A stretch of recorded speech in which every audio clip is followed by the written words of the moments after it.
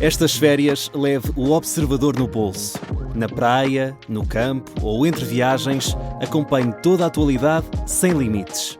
Assine com 40€ de desconto e habilite-se a ganhar uma estadia de 2 noites num dos hotéis boutique da Small Portuguese Hotels.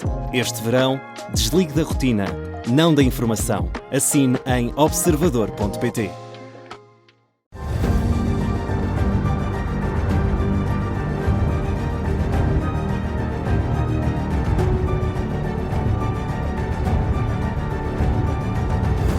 Começa agora o Domínio da Guerra da Rádio Observador, sempre com o Major-General Arno Moreira. Olá, bom muito bom dia a todos. Bem-vindo. Hoje trazemos para o nosso Domínio da Guerra um desafio quase impossível de superar, mas o General gosta destas coisas. O desafio é como entender Trump, como entender a volatilidade das posições e declarações, como entender o desprezo pelos aliados e o namoro com os inimigos, como entender as motivações. General, afinal, qual é o algoritmo que faz funcionar o Presidente dos Estados Unidos? Bom, o programa de hoje começa com uma tese. Uma tese, eu gosto muito das teses. Gosto de uma tese. Trump não é a origem do caos. Trump é a consequência de uma alteração de poderes no sistema internacional. Portanto, não é Trump que está a causar o caos. O caos já existe no sistema internacional e Trump já se apercebeu que é preciso mudar muita coisa no sistema internacional. Nos anos 80, o G7, que reúne as democracias mais industrializadas do mundo, portanto, nos anos 80, o G7 dominava 50% da economia mundial. 50%. Hoje, domina menos de 30%. Já há 70% da economia mundial que está fora do controle das democracias industrializadas. Em 2040, é já amanhã, o poder de um grupo chamado E7, a China, Índia, Indonésia, Brasil, Rússia, México e Turquia, terá o dobro do tamanho do poder económico do G7.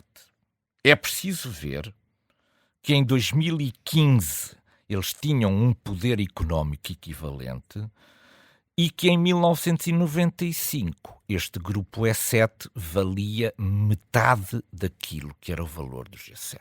Isto é, em pouquíssimos anos, estamos a falar no espaço de 30 anos, o E7, em termos de poder da economia mundial, passará de metade do valor do G7 para o dobro do valor do G7. Em 2050, é já amanhã também, a percentagem da economia mundial, do produto interno bruto, da União Europeia, valerá apenas 9% do produto interno bruto mundial. Em 2030, em 2050, 1/3 da população europeia terá mais de 65 anos de idade. Se descontarmos também os jovens, vamos ver que a população trabalhadora na Europa não vai ser capaz de sustentar nenhum modelo de natureza social. A conclusão é simples. O sistema ocidental e o seu estilo de vida vai estourar nos próximos 15 a 20 anos. Trump já percebeu isto. Nós ainda não percebemos isto. A continuidade das políticas económicas e sociais e demográficas do Ocidente vai conduzir-nos ao abismo. Isto é terrível. Estou a ficar deprimida. Isto é terrível. Portanto, a continuidade. O que significa que, enquanto tem poder, os Estados Unidos vão acabar com esta continuidade. É por isso que Trump é o elemento disruptor de todo o sistema internacional. Enquanto os europeus continuam a apelar à continuidade das políticas, a continuidade das políticas vai conduzir-nos a todos ao abismo da civilização ocidental. A solução não está, portanto, e Trump já percebeu isto, na continuidade das políticas, mas na disrupção das políticas enquanto há tempo e enquanto há poder. E na Europa ninguém percebe isto. Estão todos ofendidos com Trump, não percebendo o cerco económico, social e militar a que em breve todos estaremos sujeitos.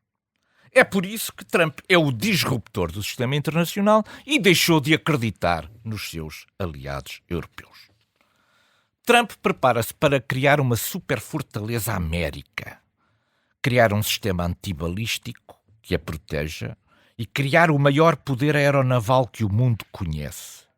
O investimento norte-americano em defesa, em tecnologia espacial e em inteligência artificial não vai deixar de crescer porque são as áreas onde os Estados Unidos não querem perder a liderança. Os Estados Unidos de Trump querem dar luta, não se querem acomodar ao sistema internacional. E eu acho que já não contam com os europeus. Portanto, primeiro aspecto, houve uma alteração nos últimos 30 anos brutal, não no sistema, mas nas tendências do sistema. Se não houver disrupção, se continuarmos a apostar na continuidade, o abismo está já aí em 10 ou 15 anos. Primeiro aspecto. Segundo aspecto, é a figura do Salvador. A 4 de agosto de 1578, o jovem Dom Sebastião teve um desastre militar maior em Alcácer Quibir. Sobrou o mito de que voltaria a Portugal para salvar o país. Todos os países em crise procuram figuras de salvador. É uma forma da sociedade se desligar das responsabilidades e entregar as responsabilidades a um salvador que apareça por aí. Isto é característico de uma sociedade em crise. Ora, numa América que está super polarizada entre valores conservadores e cristãos e um setor progressista cada vez mais assertivo, Donald Trump apareceu aos olhos do eleitor americano como o salvador da América. Colocou a sua cara em memes bíblicos, dando também e reforçando esta ideia de que ele tem uma missão quase divina de salvar a América. O problema dos salvadores num país em crise é que a nossa complacência para os exageros é enorme. Uma vez que elegemos um salvador, também nos demitimos das nossas responsabilidades. E, portanto, entendemos que ao eleger um determinado salvador, os fins justificam os meios. Isto é, diminuímos a nossa capacidade crítica sobre os salvadores que colocamos no poder. Muitas das causas de Trump estão certas.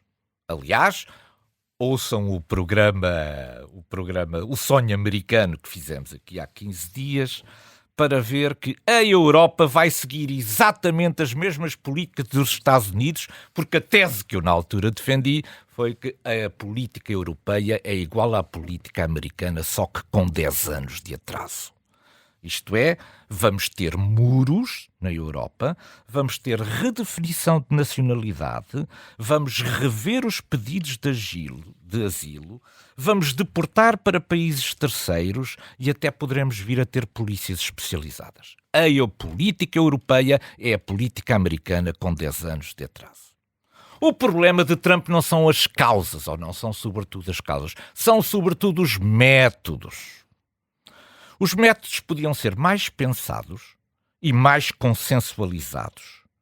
Mas da mesma forma que dispensa o consenso com os europeus, que sente que são incapazes de dar um tiro que seja, também dispensou os democratas que acha que foram conquistados por uma vaga progressista a que importa pôr termo. A figura de Salvador, que ele próprio veste com uma enorme à vontade, insufla-lhe o ego e permite-lhe justificar tudo. Ele é o salvador da América. Terceiro aspecto, o manipulador de curto prazo.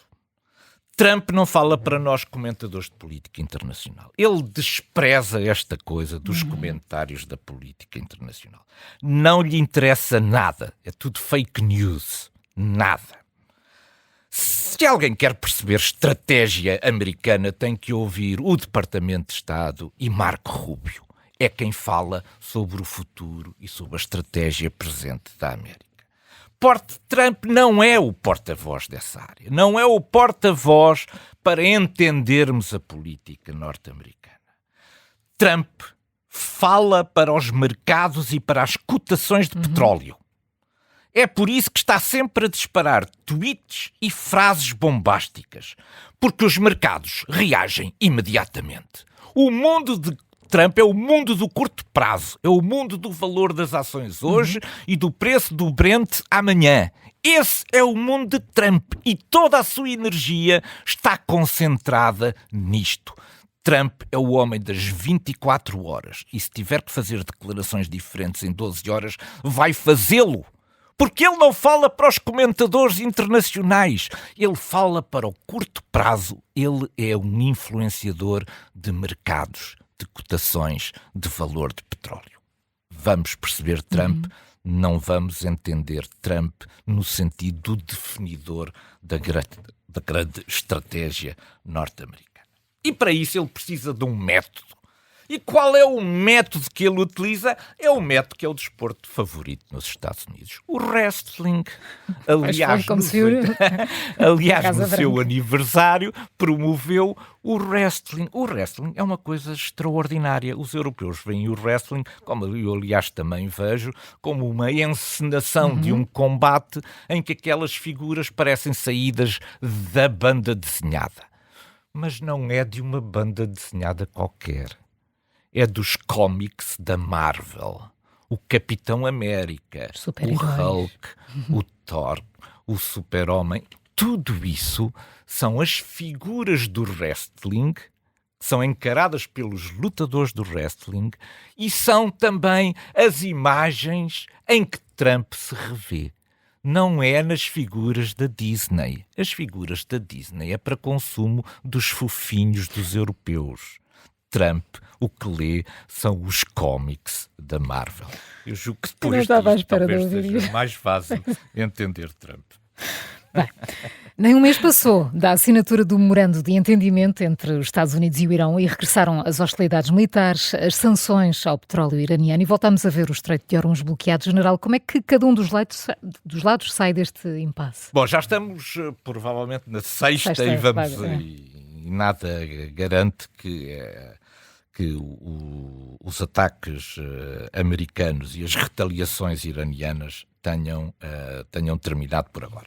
Bom, não foi há muito tempo que a guerra Estados Unidos, Israel e Irão se iniciou.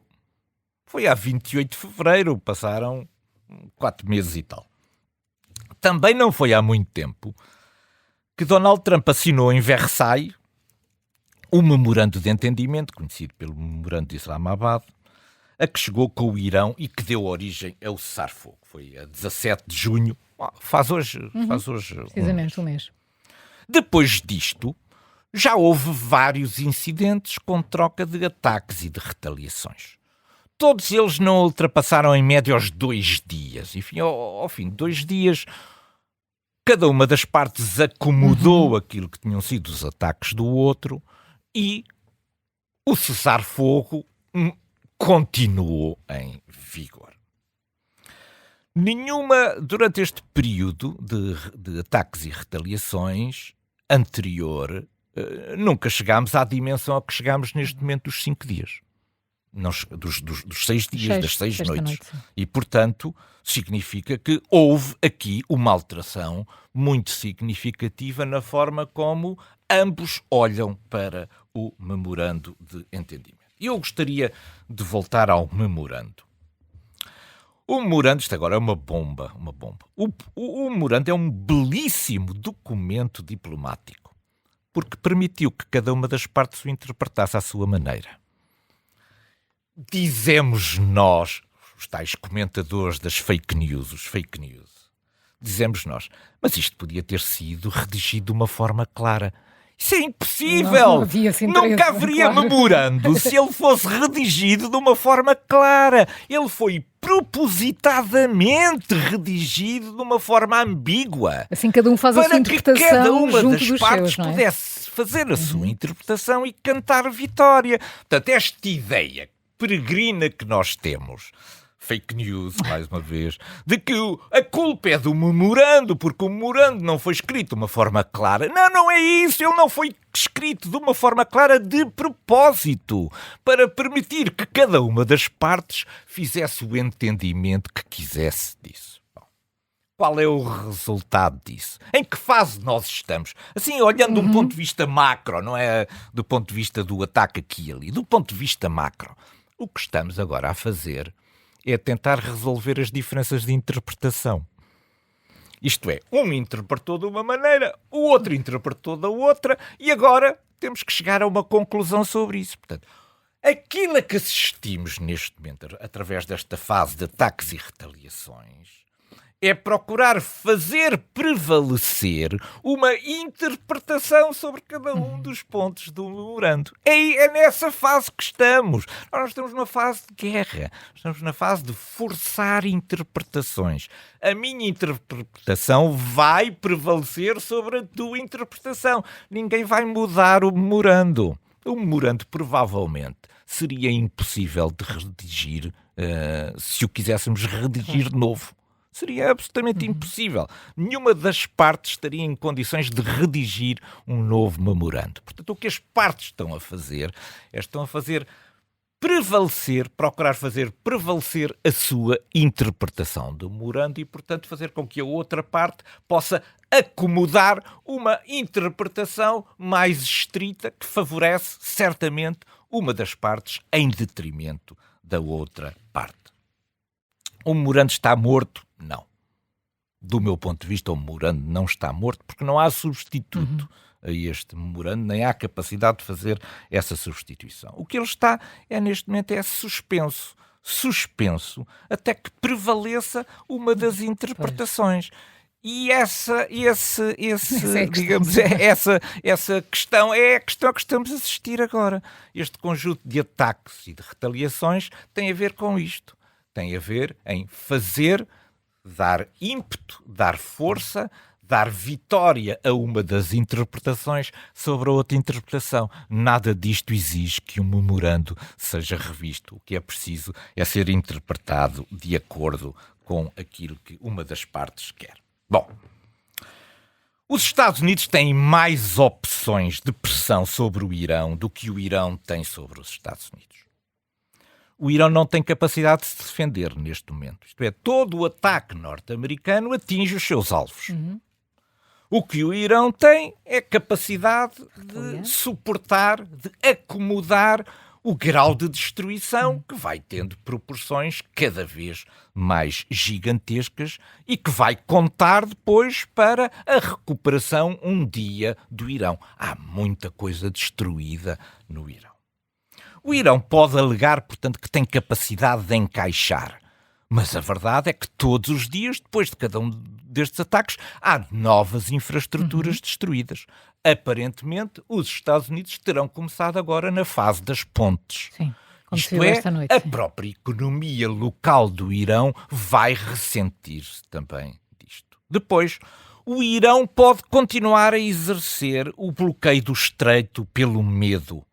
Mas ele está já a destruir o valor estratégico do estreito. O valor estratégico do estreito de Hormuz é agora muito menor do que era no início. E a continuidade do bloqueio pelo Irão vai continuar a fazer diminuir o valor do estreito. O estreito de Hormuz, portanto, vale hoje menos, do ponto de vista estratégico, do que valia no início de março. Porque os países do Golfo já começaram em passo acelerado a encontrar 7 projetos de pipeline para retirar o petróleo do Golfo Pérsico sem ter que depender do Estreito de Hormuz. Em 2028, aquilo que eram cerca de 23 milhões de barris, 16 milhões já poderão transitar por estes pipelines. Os pipelines continuam a poder ser alvos do Irão, podem, mas a equação muda, porque o Irão diz que o estreito é seu porque as suas águas territoriais estão lá e os pipelines não estão em águas territoriais do Irão. Isto muda também a face da guerra. E também porque o mundo se adaptou rapidamente a esta falta de petróleo do Golfo. Isto é, também já desenvolvemos um conjunto de outros mecanismos, nomeadamente alterações muito substantivas na China, que reduziu imensamente as suas importações de petróleo. Portanto, o mundo também se adaptou. Isto é, o Irão está a diminuir o valor estratégico do Golfo de Hormuz. O Irão não ganhou um único aliado durante esta fase. Verdade. E, no espaço de um mês, Trump ficou mais amigo de Erdogan, Trump ficou mais amigo do presidente da Síria, Trump ficou mais amigo do presidente do Líbano, Trump recebeu esta semana o primeiro-ministro do Iraque. O cerco ao Irão continua a apertar-se. O Irão está a caminhar, do meu ponto de vista, para uma situação de um beco sem saída muito complicado.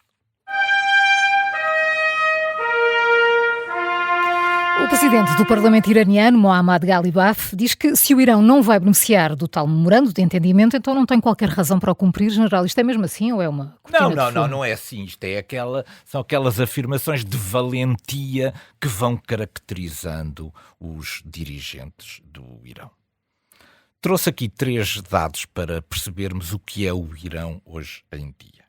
São dados internacionalmente reconhecidos por instituições de credibilidade.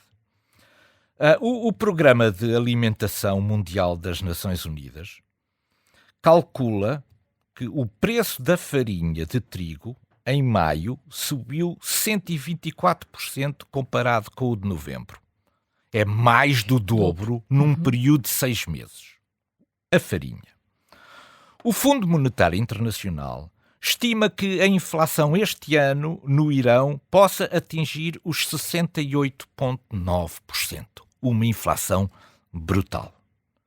E espera que a economia do Irão tenha uma contração da ordem dos 6,1%. Portanto, a valentia das declarações iranianas continua no seu expoente máximo, mas a degradação da situação económica, que trará certamente consequências de natureza de instabilidade social no Irão, continua a agravar-se todos os dias. Portanto, todas estas declarações heroicas estão condenadas a um dia chocarem com a parede da realidade. Todos os regimes revolucionários terminam um dia normalmente num banho de sangue. Porque há sempre alguém mais revolucionário do que o revolucionário que está. E é por isso que todos os movimentos revolucionários acabam por se dividir em fações que vão acabar por se degladiar entre si e fazer jorrar muito sangue, infelizmente, iraniano.